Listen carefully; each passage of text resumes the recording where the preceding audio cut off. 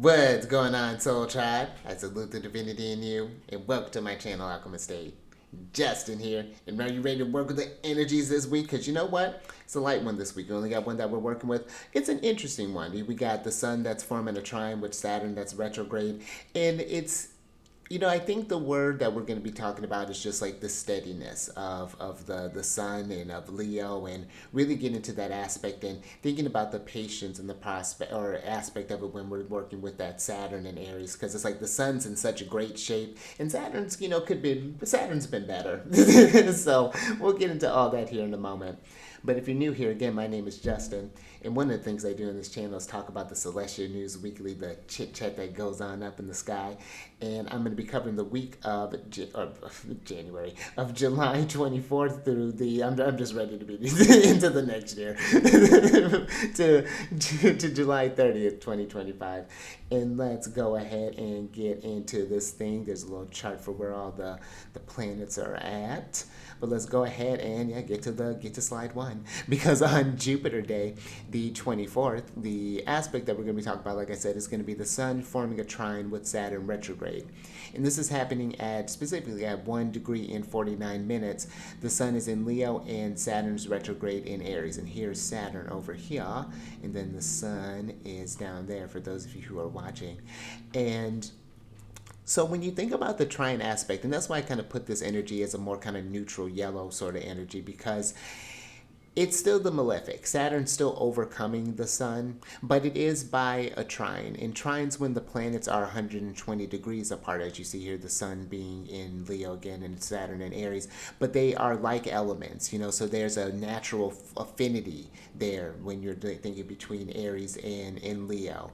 And so that's why the trines are considered a very beneficial aspect. There's a flow and ease, a good luck aspect, and opportunities, that open up with the trine here. And one kind of opportunity that I can see this as is where I was getting into thinking about the sun being in its domicile. And so first, when you have a celestial body in its home here, just like how the moon is, and then Jupiter's in great shape too. But when you think about a celestial body in its domicile, it's in a place where the significations of the planet can do what it does best. It has all the resources that it needs into Leo. It has that fire to fuel it. It has that fixity of Leo to sustain it, and then it has the active nature of Leo is to shine, is to be. So and you think about the path of the sun. It rises and sets every day. It doesn't really do a lot. Now the sun does a lot for us, but when you think about it compared to the other celestial bodies, the sun is the most consistent. It's always doing its thing. It'll have an eclipse that's happening, but that's not the sun that's changing directions. Or what I mean. It's not like the sun's doing anything crazy. It's just like how everything else is interacting with it, or how the sun's interacting with the other bodies. So that's why one thing I think about with this energy here, where we're still going to feel the weight of Saturnian things. Life's not going to stop lifing, because where the sun is giving life, Saturn takes away things. Saturn is the opposing force of the luminaries, being that its home signs are Aquarius and Capricorn, the ones that are opposite the lights. And so, and being here in Aries, the Saturn's in a different kind of condition compared to the Sun. One, it's retrograde, so it's already, we're thinking extra delays, that on top of the delays that we're talking with Saturn. But now, this with Saturn too being in its fall in Aries, and when you have the planets in their fall, that's when they're exalted, they're feeling raised up. But when they're in fall, it's like they're feeling imprisoned, and it can feel like the energies may be feeling a bit suppressed by the Saturnian energy. Aries just wants to move, just wants to be. It's active fire. But Saturn's like, let's take our time with it. Like, we can be active, but it's like there's these bursts, it's like it has to be more of a steadiness. It's adjusting the pace, when we're thinking about Saturn. Because I think what can happen with Saturn in Aries is that if we push it too hard, then we end up burning ourselves out, and then end up delaying the process even further for whatever that process may be for you. So Again, one thing I think with this is just thinking about the steadiness of the sun. What are some things that you can do and do consistently? It doesn't have to be big things. Let's say if you've been wanting to work on your fitness, but getting to the gym's too daunting, take a lap around the block. Take a lap around your house, apartment complex. It's more movement than you're doing. And then if you just do it regularly, rain, sun, shine, and then you just get good at it, and then you want to push it more, you want to push the boundaries more, and expand the things. So that's something where I think that sun in Leo, this is a great time. I know with all this stuff that's going on, we're going to have some harder aspects come up. It's going to be a mixed kind of bag here that we got that going on. Mars is going to be entering Libra soon, but Venus is going to be entering into Cancer soon, so we're going to have a mix of energies with Saturn and the malefics opposing one another, but the benefics are conjoining one another. So this is a time with all this extreme energy going on here. Let's just stay balanced and let's try to find some harmony in this kind of wildness here. And I think that this is something too that with the sun, it's a reminder that the sun represents that leadership energy, and it's like when I show up or when you show up, because we're all going to have our days. But you think about it with the sun, even when the sun's getting up, when there's natural disasters that's happening, the sun saw it. It saw the whole thing. And I'm sure, if you were to put yourself in the place of the sun, I'm sure you would feel some type of way, about that. But it's just like, well, you know what? Where that just now I just have to fill this space with something else. I have to send more healing light that way. And so I think that this is a reminder just to be in that calling to just lead by example. I think that when Leo energy is in its shape like that, or really in its energy, that's what it does. You see that sort of brilliance, that sort of effervescence of Leo, when it's on, and it's just like, who doesn't want to be around that? And I think that too, even with Saturn being in, and it's going to retrograde back into Pisces, one more time. But once Saturn really gets settled into Aries, I think that this will be a test of the will. This reminds me of a tarot card, the Ten of Wands, that's Saturn in Sagittarius. So it's Saturn in a fire sign, and it's the sign energy of oppression, of under a supreme weight. The responsibility of this journey.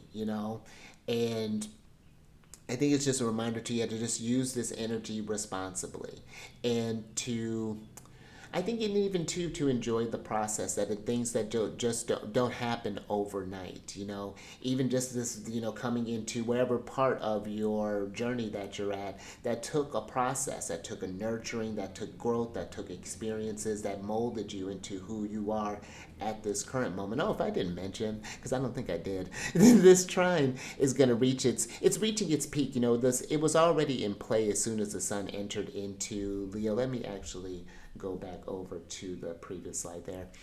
But it's going to be happening at about 4:23, reaches peak at about 4:23 3 a.m. and then that's Pacific time. And this will only be for pretty much the majority, I think, of the time that the sun is in Leo. Let me double check that. Yes. Yep. So that, yeah, pretty much the whole time that the sun is in Leo, they're going to be in this sort of trine aspect here.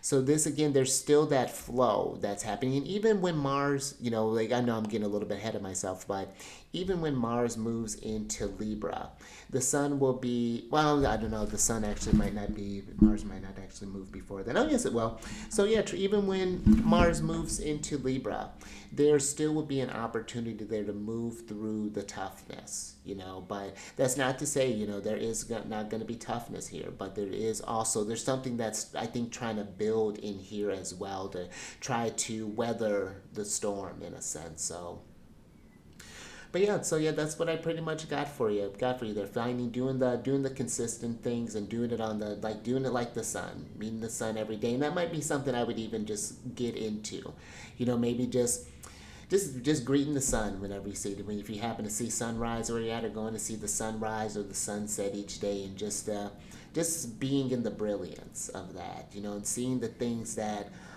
are fueled by the light. I remember I was just reading something. I pulled the sun card, depending on when you're watching this, I had pulled the sun card the other day.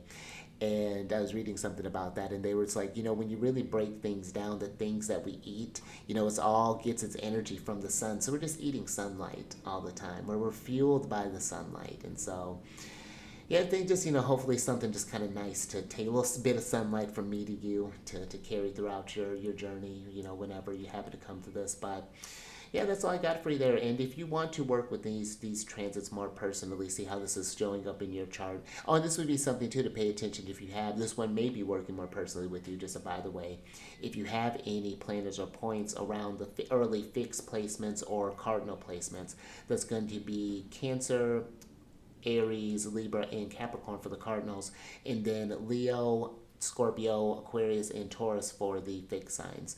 So yeah, pay attention to that, because this one may be working. You may be feeling this aspect a bit more personally. So just something to just kind of pay attention to. This actually happened pretty close to my moon.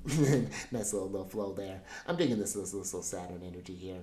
But yeah, that's all I pretty much got for you there. So, oh, and if you want to book a consultation with me, that's down in the description. I've run into a little bit of snafus, but I'm getting that all figured out as we speak. So I should have that up here soon. It should be a little bit more seamless. So I'll be open for services here. And if you want to book a service with me, just email me. Email me, and I'll get back to you as soon as possible. And yeah, we can go over natal astrology, different aspects that are coming up, or any sort of like electional astrology, if that's something you want to plan a wedding, plan a vacation, signing a contract, things like that. So, and then also on this channel, with this being such a quiet week, because that's pretty much the final aspects of that. If you want to see how the rest of these days may be feeling, then I have a playlist down there for or at least I will. I need to do these edits here in a minute.